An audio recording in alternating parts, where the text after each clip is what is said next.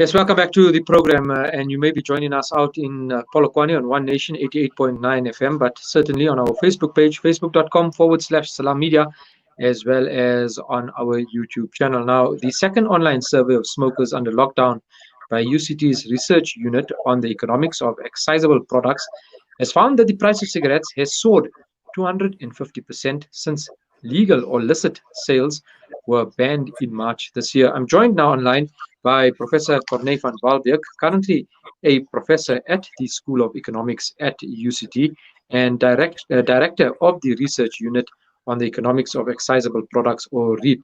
Good morning, sir. Welcome to the program. It's good to be online. Thank you very much, Azar. All right, so let's start off. The purpose of this study was to prove exactly what? Look, we don't want to prove anything. We wanted to just understand what was going on in the market.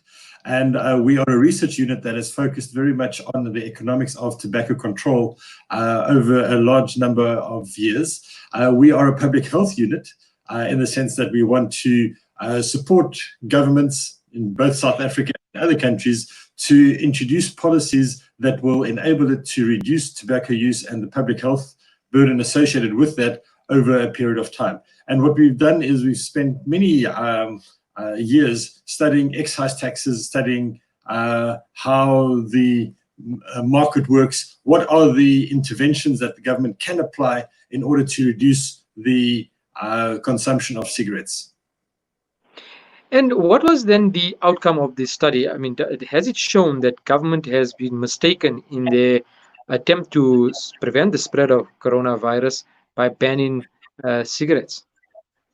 So I think it would be fair to say that some people would look at the numbers and give a somewhat different interpretation. So at the positive end, we saw that a number of people have quit smoking. Our sample of 23,000 online respondents admittedly focuses more on the upper levels of the socioeconomic spectrum. We were unable to reach the poorest part of the population. At the same time, we found that of the people that we surveyed, 9% of them have been able to quit successfully during the lockdown. However, that means that the other 91% have been unable to quit smoking during lockdown, and that's understandable because cigarettes are highly addictive. And if cigarettes are highly addictive, it will be very, very hard to quit. So these people are desperate. And these people need some form of nicotine fix. And the way that they went about it is to go and purchase cigarettes on the illicit market. And as you quite rightly point out, in the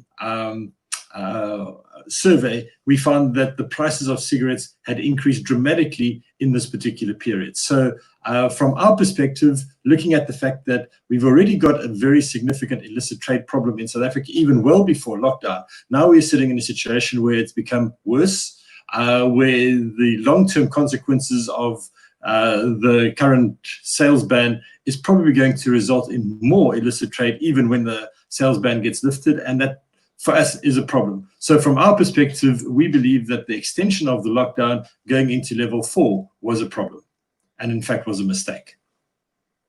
Has there been, from your guys' research, quantifiable data as to how much South Africa has suffered in terms of revenue generation since the lockdown and the banning of cigarettes?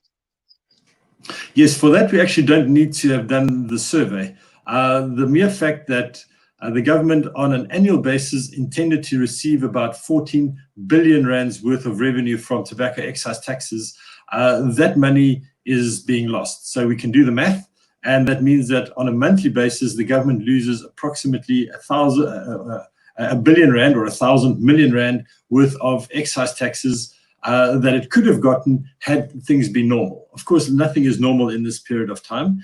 And what we see is that because all cigarettes have become illicit, the government has not been receiving that money, and that money would have been lost for the government coffers during this time period. Now, based on these two surveys and the fact that people are still, by and large, continuing to smoke, on the other hand, you have the increase of prices, and people don't seem to be, well, it must be problematic for them, but because of the addiction, they're still going ahead and purchasing. What would be, or what is your advice from the academic point of view towards government on this matter? Yeah, so we wrote in our report and we said, hindsight, of course, is perfect. And it's very easy to say, we should have done this and we should have done that. We are not suggesting that the initial sales ban was wrong in principle. I think that the intention behind it was positive. The intention was to reduce the negative health consequences of it.